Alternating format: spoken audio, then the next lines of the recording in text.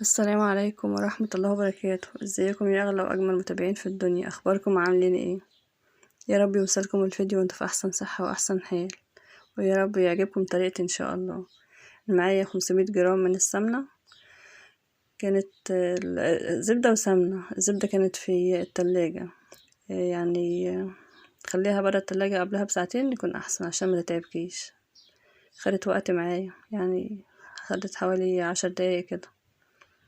لما تكون برا التلاجة هتكون احسن بدرجة حرارة الغرفة يعني.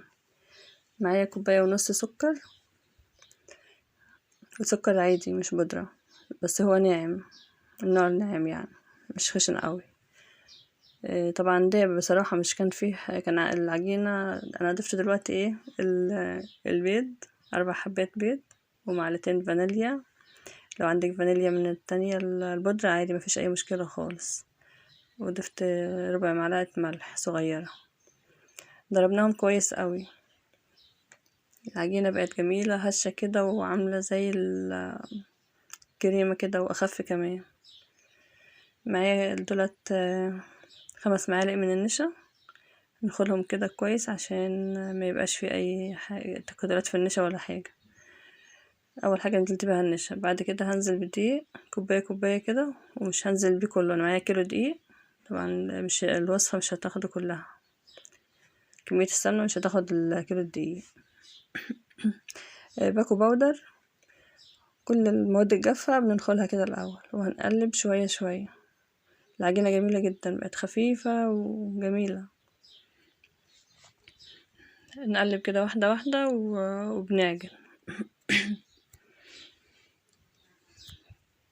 اللهم صل وسلم وبارك عليك يا حبيبي يا رسول الله.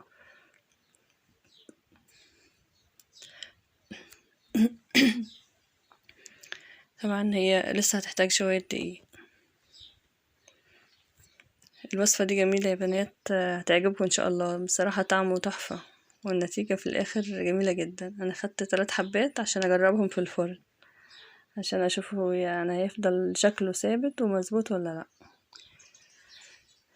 طبعا لما طلعته من الفرن لقيته عايز معلقة دقيق. انا مضفتش اكتر من كده، هي معلقة دقيق ضفتها، معلقة كبيرة وبس. الكيلو نص نص كيلو السمنة والزبدة اخد 6 كوبايات ومعلقة كبيرة. انا بشوف ناس بتعمله طري جدا يعني، طيب طري جدا الوردة ما بيطلعش شكلها ثابت. بصراحة الكيلو الدقيق فضل منه كوبايتين دول.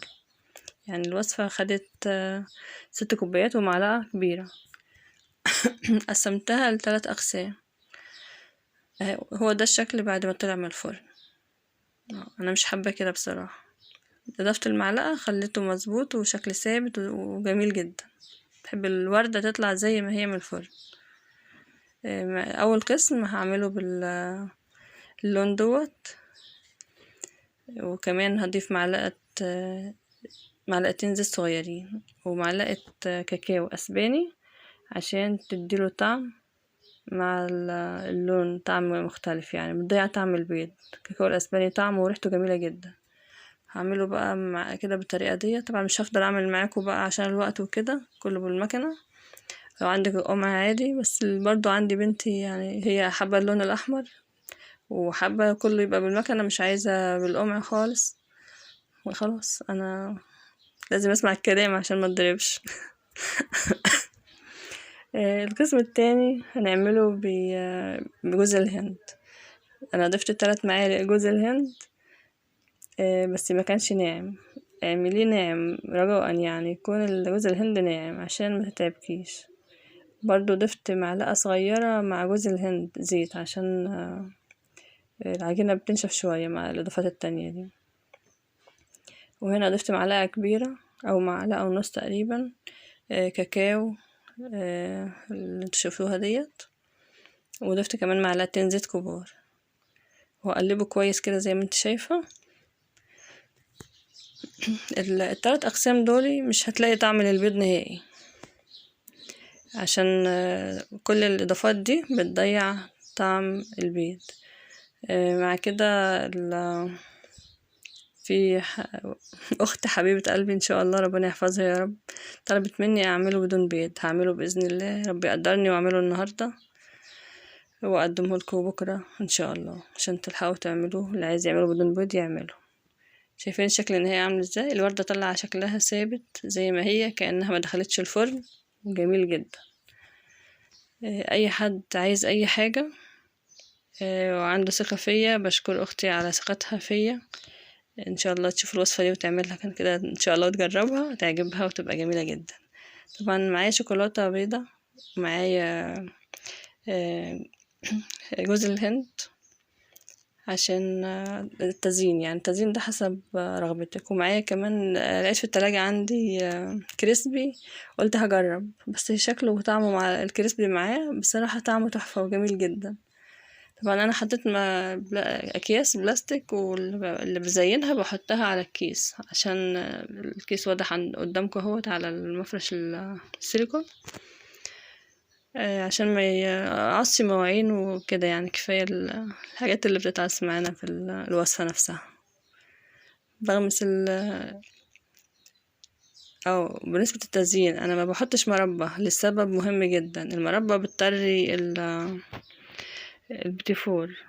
انتي البتيفور دوت لو زينتيه كله وسبتيه بالمربى هيتري، لكن الشوكولاتة ما بتريش نهائي، بدنها لاخر حبة ناشفة وجميلة جدا. لو اتري الواحد ما بيحبش ياكله، بيبقى طعمه تحس ان طعمه اتغير كده. لكن الشوكولاتة بتحافظ على قوامه، يدنه ناشف وجميل كأنك لسه عاملاه النهاردة. وبتحفظيه في التلاجة علشان علشان الشوكولاتة، لكن لو سبتيه برا التلاجة برضو هيسيح، الشوكولاتة العادية هتسيح. اللي حابب يزين يعني. طبعا بتحط الشوكولاتة على حمام مية ساخن، وتوعي المية تيجي فيها، يعني تكون المية لو بتغلي تكون غليان خفيف تقدري تسيحيها بس. والتزيين ده حسب رغبتك. وألف هنا وشفا، يا رب يعجبكم وتشوفوا الوصفة كده، وكل يشوف الوصفة